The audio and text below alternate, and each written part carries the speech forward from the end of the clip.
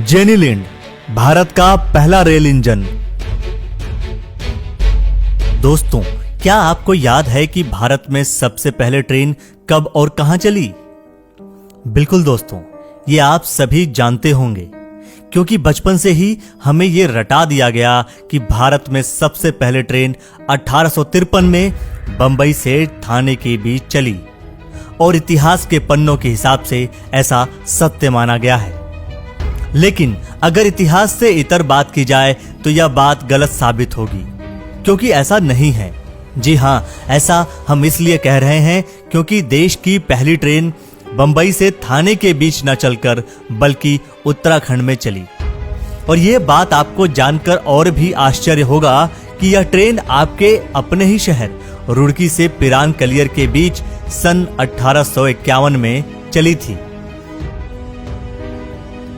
हालांकि उस वक्त यह बात ज्यादा उजागर नहीं हो पाई, क्योंकि उस समय जिस कार्य के लिए इस रेल का उपयोग किया गया वह सार्वजनिक नहीं था, और इसलिए आज तक सरकारी दस्तावेजों पर बंबई और ठाणे का नाम दिखता है। हालांकि प्रोबी कॉटले ने इस बात का जिक्र अपनी किताब रिपोर्ट ऑन गंगा कैनाल में किया है कि देश की पहली ट्रेन रुड़की और पिरान कलियर के बीच चली। आज भी यह रिपोर्ट आईआईटी रुड़की के सेंट्रल लाइब्रेरी में रखी हुई है। पीटी कोटले द्वारा लिखी गई है। इस किताब के अनुसार भारतवर्ष में रेलवे युग का आगाज 22 दिसंबर 1851 में रुड़की शहर में हुआ। तो चलिए दोस्तों, आपको ले चलते हैं रुड़की रेलवे स्टेशन, जो कि आज हर नई तकनीक से परिपूर्ण है और यह स्टेशन A1 कैटेगरी में आता है। दोस्तों, इस स्टेशन पर लाने का सीधा मतलब उस इंजन का प्रमाण देना है जो सच में इतिहास के पन्नों पर नहीं चढ़ा। तो मिट्टी की ढुलाई धनौरी से ऊपर से उठाई और यहाँ ले आई नीचे। बराबर में भी अभी जब ये नहर बनी, यहाँ डंपर्स वगैरह सब हुई, लेकिन उस समय मालगाड़ी से ढुलाई हुई। तो पहली मालगाड़ी तो चली रुड़की और सवारी गाड़ी बॉम्बे में चली। भारत की प्रथम पैसेंजर ट्रेन मुंबई से ठाणे के लिए चली और भारत की प्रथम जो मालवाहक गाड़ी थी वो रुड़की से कलियर के लिए उससे 2 वर्ष पहले 1851 में चली। रुड़की के इतिहास में ये एक धरोहर है जिसका इंजन आज भी रुड़की रेलवे स्टेशन पे संग्रहालय के रूप में लगाया गया है। जी हां दोस्तों, ये वो इंजन है जिसका उपयोग ब्रिटिश काल में रुड़की में हुआ था। इस इंजन को ठीक स्टेशन के बाहर टिकट घर के सामने सन 2003 में रखा। बताया जाता है कि 2003 से पहले ये इंजन और 2 बोगी प्रत्येक शनिवार और रविवार की सुबह कोयले द्वारा चलाई जाती थी, लेकिन अब इसकी ठीक प्रकार से रख रखाव न होने के कारण स्थिर करके यात्रियों को देखने के लिए रख दिया गया है। इस 2 बोगी की गाड़ी का नाम जेनीलिंड है, जो कि स्वीडन की गायिका थी, लेकिन पहले इसका नाम तत्कालीन lieutenant governor sir James Thompson के नाम पर रखा गया। इस गाड़ी को उस समय रुड़की में ही निर्मित किया गया। उसके भाप के इंजन का निर्माण जो है, यहाँ नहर के किनारे जो ये रुड़की वर्कशॉप है, इसमें उस इंजन को असेंबल किया गया और उस इंजन में लगने वाले 4 मालवाहक डिब्बों का निर्माण भी इसी वर्कशॉप में हुआ। हालांकि इसका मॉडल अमृतसर में तैयार किया गया था, वहीं इसके उपकरण इंग्लैंड से मंगवाए गए थे।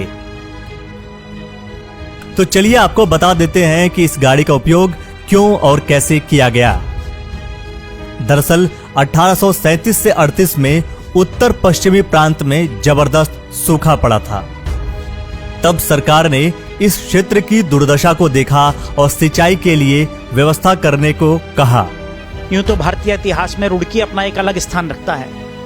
1837 में जिस समय पूरे उत्तर भारत में भयंकर सूखा पड़ा, तत्कालीन सरकार ईस्ट इंडिया कंपनी द्वारा इस सूखे से निपटने के लिए हरिद्वार से कानपुर तक एक नहर का निर्माण शुरू किया गया, जिस नहर को बनाने की जिम्मेदारी तत्कालीन गवर्नर थॉमसन और इंजीनियर कॉटले को दी गई। जब ये पुल बनाने का और नहर बनाने का काम स्टार्ट हुआ, रुड़की में जो सोलानी नदी है, क्योंकि इसका पार्ट बहुत बड़ा है, चौड़ाई इसकी बहुत थी, तो इसके ऊपर एक बड़ा पुल बनना था। वो पुल ऐसा बनना था जिसके ऊपर से नहर बहे और नीचे से नदी बहे। तब प्रोबी कॉटले, जो कि एक ब्रिटेन निवासी थे, वो भारत में कोलकाता में थे, जहां से उनका ट्रांसफर सहारनपुर हुआ।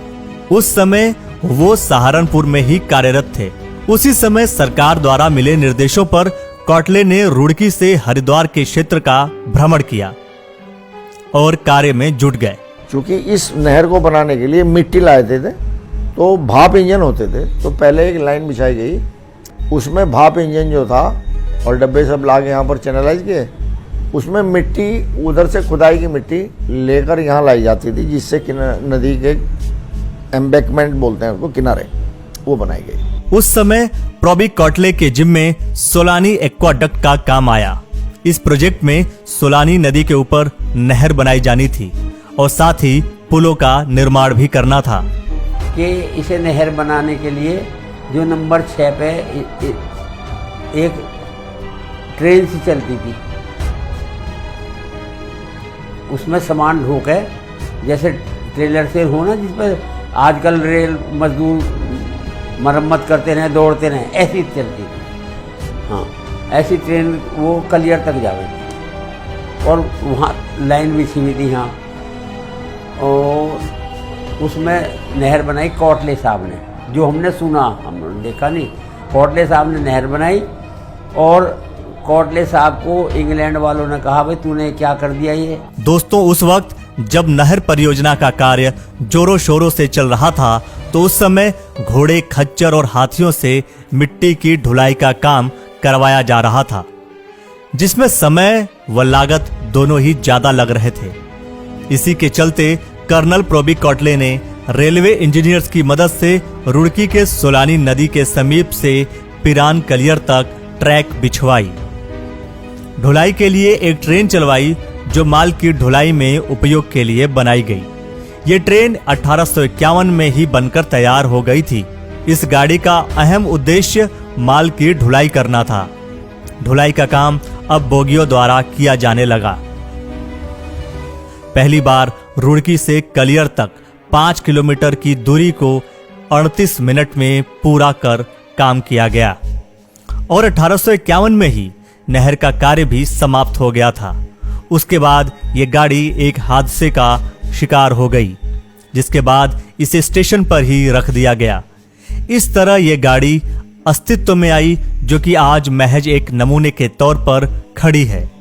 हालांकि उस समय बनाए गए रेलवे ट्रैक का आज कोई नामो निशान नहीं है, क्योंकि आज उस जगह पर पक्की सड़क का निर्माण कर दिया गया है, जहां पर आज के समय में गाड़ियां आपको दौड़ती हुई नजर आती हैं। दोस्तों, आपको अपने शहर के विषय में जानकर कैसा लगा, ये आप हमें अपने कमेंट सेक्शन में जरूर कमेंट करें। और शहर से संबंधित और भी अधिक जानकारियों के लिए हमारे चैनल को सब्सक्राइब करें, साथ ही फेसबुक पेज को लाइक करें। नो योर सिटी आपको और भी अपने शहर से संबंधित जानकारियां लगातार उपलब्ध कराता रहेगा। धन्यवाद।